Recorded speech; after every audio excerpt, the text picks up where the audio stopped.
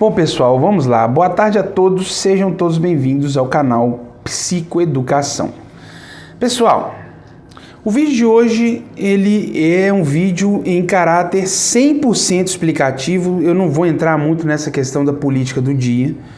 Só que o que acontece é o seguinte, o Brasil chegou num nível de, assim, tamanha confusão mental, tamanha desconexão com a realidade, que a gente precisa evocar alguns questionamentos que para alguns podem parecer óbvios demais, mas para outros serão grandes descobertas. Oh, é assim? Pô, legal, cara, não sabia. Né? Então, eu andei observando aí o comportamento de muitas pessoas, amigos meus, diante dessa questão do tratamento precoce. E aí, eu acho que assim, diante de qualquer decisão que a pessoa for tomar, né, a respeito desse tema, ela tem que estar muito esclarecida a respeito dessa pergunta que eu irei fazer. Qual é a diferença entre um cientista e um credenciado da ciência? Porque, sei lá, para a pessoa que ela não tem uma retaguarda, ela talvez vai achar que os dois é a mesma coisa. Não, é o médico é cientista, não, ele fica estudando lá na universidade, a universidade não é o lugar lá onde fazem as pesquisas, lá não é o lugar que faz a ciência? Sim, aparentemente, se você for pegar assim, fazer uma análise, ela é supostamente racional, a pessoa que ela teve uma vida universitária, ela tem um diploma universitário, ela é um pesquisador, ela é um cientista, ela produz ciência, quando na realidade não é bem assim.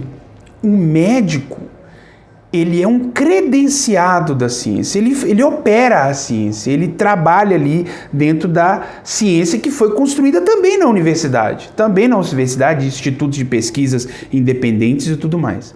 Só que há uma diferença brutal entre a pessoa que opera a ciência e a pessoa que faz ciência. A pessoa que faz ciência, ela está num nível um tanto quanto acima da pessoa que simplesmente já pega ela lá feita e só vai operar. A comparação é mais ou menos assim daquela pessoa assim, o técnico de informática e o programador. O programador, o técnico de informática, ele sabe mexer ali nas coisas, tudo aquilo que já está pronto ali, feito ali para ele operar, ele sabe operar, porque ele fez um curso, ele se especializou e tal, então ele sabe operar os softwares, né, e sabe operar até nessa questão física também, que são os hardwares. Agora, ele sabe criar o software. Ele consegue, por exemplo, criar o Office, por exemplo, ele sabe os fundamentos que permite o programador criar um determinado aplicativo ou programa de computador? Não, cara, ele não entende nada disso, cara. O técnico de informática, ele não entende absolutamente nada da programação, da robótica, dessas questões. Da mesma forma, gente, o médico, ele entende ali da ciência que já está pronta e que já está feita. Agora, para ele ser um cientista, ele vai ter que subir uns 2 ou 3 degraus acima daquilo que ele já sabe. Quer ver vou dar um exemplo básico. Quando a gente está estudando ali, né, ensino fundamental, né, a gente começa a ter as primeiras aulas de química, aí está lá escrito no livrinho assim, quais são os 3 estados da matéria? Aí está lá escrito lá, líquido, sólido e gasoso. Aí pronto, aí você imagina que só existe isso. Quando você entra dentro da universidade de química, você vê que aquilo ali é só os 3 básicos. Existe entre o líquido e o sólido, existe o pastoso, né? Entre o sólido e o gasoso existe um outro lá, que eu esqueci o nome, eu até sabia, só que eu esqueci o nome. Mas enfim, foi só um exemplo ilustrativo para vocês entenderem que uma coisa não tem nada a ver com a outra, pô. Você é uma pessoa credenciada da ciência, você não pode falar em nome da ciência. Você pode ser um homem das ciências, uma pessoa das ciências, mas você não é uma pessoa que faz. Os princípios, os fundamentos da pessoa que faz ciência, ela está anos-luz à frente da pessoa que opera a ciência. Então a gente vê assim, fulano de tal falou que tal medicamento funciona para esse mal que está assombrando aí a humanidade nesses últimos anos. Aí a pergunta que você tem que fazer é o seguinte, essa pessoa ela é um cientista? ela trabalha com essa questão, ela é um pesquisador, ela é a pessoa que está fazendo ciência. Não, ele é o médico da família, então acabou, mano, acabou. Quem que é a última voz a respeito dessas questões aí? É quem faz a ciência, cara. Ele está munido de algumas informações que o seu médico não está. Por mais, assim, ele pode estar na melhor das intenções dele, ele pode ser um excelente médico, um cara com uma intuição. Ele não tem as ferramentas necessárias para ele discernir sobre eficácia. Ele tem ali aquilo que está dentro do limite dele. Esse remédio aí ele é para combater um protozoário. O que está rolando aí é um vírus, né? E aí? Agora eu vou chegar e porque o presidente falou que é eficaz, né? Vamos ser mais claros aqui. Por que existe toda essa celeuma em torno da cloroquina e da azitromicina? Por que muitos, né, inclusive até pesquisadores, acabaram acenando para a cloroquina como ela ser... Pô, acabei falando cloroquina, mas assim, eu acho que eu nem tenho visualizações suficientes para o YouTube chegar e remover meu vídeo, então não estou nem aí. Mas vamos lá, ao raciocínio. Por que existe toda essa celeuma que foi criada, inclusive até pelos próprios pesquisadores, por causa dessa questão da azitromicina e da cloroquina?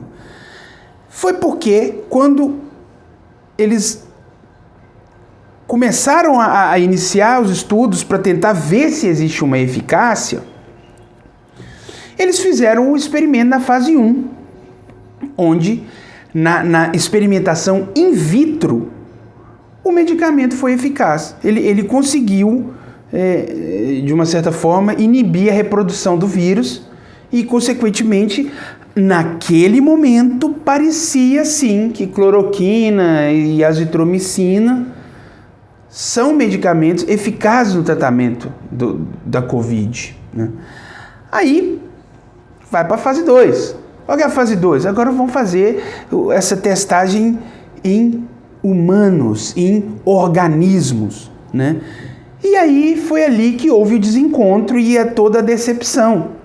Mas a essa altura do campeonato, né, quando o Bolsonaro já soube que na fase 1 a coisa se mostrou eficaz, o Bolsonaro, o grande cientista Bolsonaro, não, é cloroquina, vamos agora produzir cloroquina, ok? E foi, né? Foi 90 milhões que poderia ter ido para a vacina, 90 milhões que foi para essa tal de cloroquina. Na pesquisa em humanos, ela se mostrou ineficaz. Pô, mas é isso que esse pessoal tem que entender, gente. Quando o pesquisador está na fase 1 e testando ali in vitro, o vírus não está num organismo. Ele está numa espécie de citoplasma maluco ali, que não é o habitat natural. O vírus, para ele estar assim no lugar top para ele se produzir, ele tem que estar num organismo, cara. Ele tem que estar num sistema... num sistema orgânico, ele tem que estar num organismo, uma corrente sanguínea, por exemplo. Ali é o lugar ideal para ele se reproduzir, etc e tal. Mas aí ele está num citoplasma ali in vitro, que não é o lugar onde ele está à vontade para reproduzir. Eu acho que se jogasse até essas simpatias aí de Zé Raizeiro da vida, ia matar, pô. Entendeu? É isso aí que as pessoas têm que entender. Então aí, quando foi o experimento, foi para testagem em organismos, aí não teve jeito, meu amigo. Se mostrou ineficaz. E se é ineficaz, acabou. Não tem que ter essa discussão toda aí que tá rolando. Os outros estão falando de cloroquina até hoje. É uma discussão extremamente inútil. Não vai levar ninguém a lugar algum. Eu esqueci o nome da mulher que está na CPI hoje lá. Alguma coisa Araújo. Inclusive uma mulher muito bonita. E a beleza dela tá bem pareada com a inteligência dela. Ela falou assim, gente, a gente tá discutindo sexo dos anjos, a gente tá discutindo aqui, ela usou um exemplo ótimo da Terra plana, lá falando, a gente tá decidindo aqui em qual borda da Terra plana a gente vai pular. Então, gente, entendam de uma vez por todas, médico é um homem das ciências, ele representa, ele opera, ele aplica a ciência. Mas ele não faz, e ele não tem noção nenhuma de como que se faz. Tem ali alguma coisinha, é os 3 estágios da matéria. Para ele lá, um pesquisador só tem lá os 3 estágios da matéria lá, o líquido, sólido, gasoso. É isso que ele sabe sobre ser pesquisador, sobre ser cientista. É o beabá. Aí quando você chega lá, meu filho, existe uma miscelânea, uma infinidade de pressupostos e crivos que a pessoa tem que se pautar para ela de fato conseguir produzir a ciência. Entendeu? Então vamos parar com esse negócio de achar que a opinião de médico ela tem a mesma altura da opinião de um cientista, porque não tem. Você viu lá? Eu vou até deixar aqui.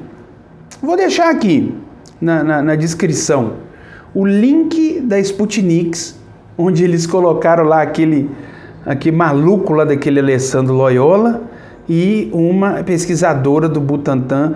Cara, você vê ali, o cara é extremamente afetado, velho. Extremamente afetado, tá? E você vê que a mulher, ela tem, até o jeito que ela olha para a realidade, para o mundo, você vê que ela é uma pessoa, ela é diferenciada, pô. É diferenciado. Você enxerga ali que existe uma diferença brutal da concepção que o cara tem de ciência, uma concepção até rica, porque ele é médico, ele entende alguma coisa, mas ela tá numa situação assim muito mais além. Ela transcendeu aqueles limites ali do médico e está numa escala muito mais magistral, por assim dizer, em relação a entender essas questões de criar a ciência, de produzir a ciência. Entendeu? Então eu vou deixar aqui no link. Por hoje é só. Até amanhã e valeu!